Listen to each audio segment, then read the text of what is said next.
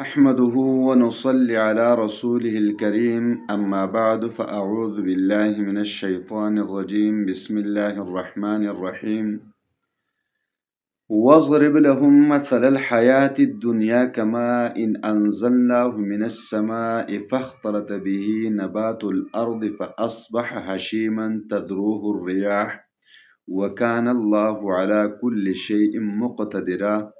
صدق الله العظيم۔ میرے محترم بھائیوں اور بہنوں، یہ آیت کریمہ سورۃ الکہف کی آیت نمبر 45 ہے۔ اس آیت کریمہ میں اللہ تبارک و تعالی نے انسان کا بہت ہی اچھا نقشہ کھینچا ہے، اور یہ اللہ تبارک و تعالی کا قانون ہے، دنیا کا قانون ہے کہ جب انسان پیدا ہو جاتا ہے تو ایک دن اس کو مرنا بھی ہوتا ہے۔ آج اگر انسان کے پاس صحت ہے تو کل بیماری بھی آنی ہے، آج اگر جوانی ہے تو کل بڑھاپا بھی آنا ہے، آج اگر رزق کی کثرت ہے تو کل رزق کی کمی بھی آنی ہے، آج اگر دولت کی کثرت ہے تو کل غربت بھی آنی ہے۔ تو اس مسئلے کو لے کر بہت سارے لوگ پریشان ہوتے ہیں کہ ہم امیر تھے، غریب بن گئے، ہماری عزت تھی، آج عزت نہیں رہی، کل صحت تھی، آج بیماری آ گئی، کل جوانی تھی، آج کمزوری آ گئی۔ تو آج میں آپ کو اس کے لیے وظیفہ بتاؤں گا کہ انشاءاللہ تعالی آپ کو کبھی بھی زوال نہیں آئے گا، آپ کو اللہ تبارک و تعالی کبھی بھی رسوا نہیں کریں گے۔ آپ کو اللہ تبارک و تعالی نے جس چیز میں ترقی دی ہے تو وہ ترقی آپ سے چھینی نہیں جائے گی، بلکہ اس میں اور بھی ترقی ہوتی جائے گی۔ وہ نعمت کبھی بھی آپ سے زائل نہیں ہوگا،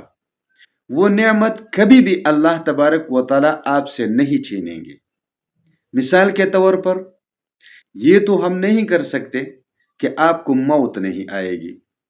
موت تو آئے گی لیکن نعمت کے ساتھ۔ کس طرح نعمت کے ساتھ؟ ایمان کے ساتھ، بغیر آپ کو رسوا کیے، کیونکہ موت کے بھی بہت سارے اقسام ہوتے ہیں۔ کئی موت ایسے ہوتے ہیں کہ وہ انسان کے لیے فائدہ مند نہیں ہوتا،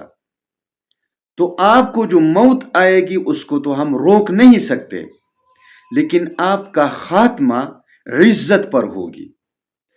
آپ کو اللہ تبارک و تعالی نے صحت عطا فرمایا تو آپ پر کبھی بھی ایسی بیماری نہیں آئے گی جس کی وجہ سے آپ ذلیل و رسوا ہو جاؤ۔ تو انسان کی ان حالات کا نقشہ اللہ تبارک و تعالی نے اسی آیت کریمہ میں کھینچا ہے، اور آپ اس پر ذرا غور کیجیے، اور پھر انسان کی زندگی اور یہ سب نعمتیں پھر اس کی طرف دیکھیں، اور اس آیت کریمہ کے اس نقشے کی طرف دیکھیں، آپ کو اچھی طرح سمجھ میں آ جائے گا۔ اس آیت کریمہ میں اللہ تبارک و تعالی نے فرمایا ہے وَاضْرِبْ لَهُمْ مَثَلَ الْحَيَاةِ الدُّنْيَا، اے میرے پیغمبر آپ ان کے لیے بیان کیجئے دنیا کی زندگی کا مثال، کہ دنیا کی زندگی کا مثال کیا ہے، کہ دنیا کی زندگی ہے تو کیا ہے۔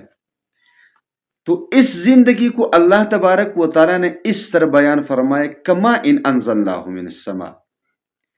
اس زندگی کی مثال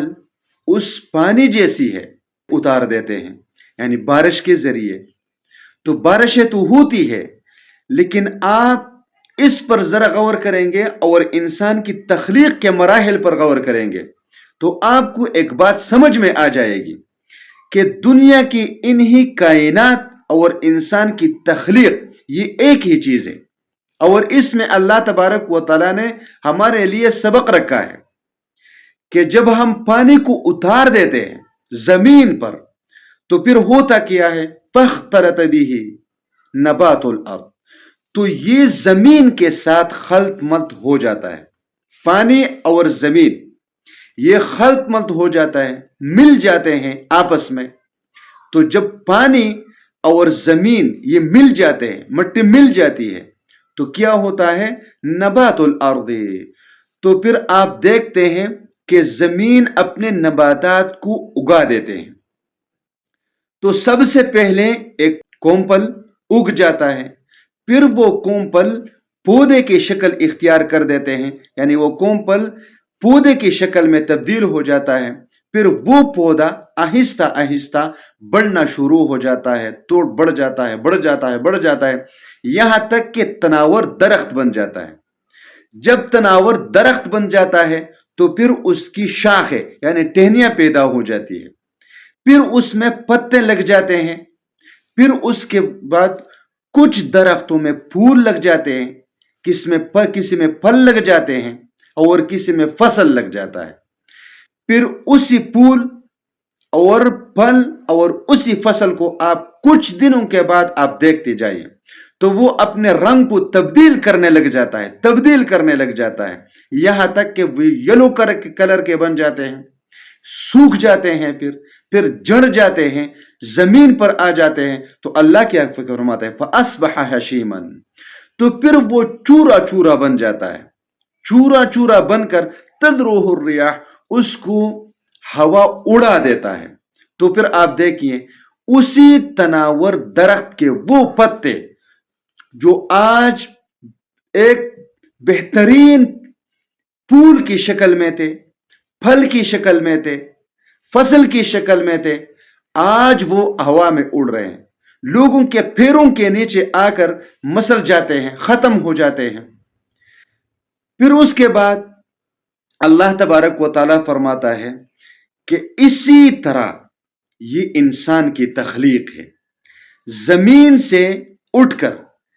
پانی کی شکل میں ماں کے پیٹ میں چلا جاتا ہے، پھر 40 دنوں کے بعد وہ پانی خون کا لوتڑا بن جاتا ہے، پھر وہ خون کا لوتڑا 40 دنوں کے بعد گوشت کی بوٹی بن جاتی ہے، پھر وہ بوٹی ہڈی میں تبدیل ہو جاتا ہے، اور پھر اسی ہڈی میں گوشت کو پرویا جاتا ہے، پھر اس کے بعد اس میں روح ڈالا جاتا ہے، پھر یہ انسان ایک نیچرل طریقے سے دنیا میں آ جاتا ہے،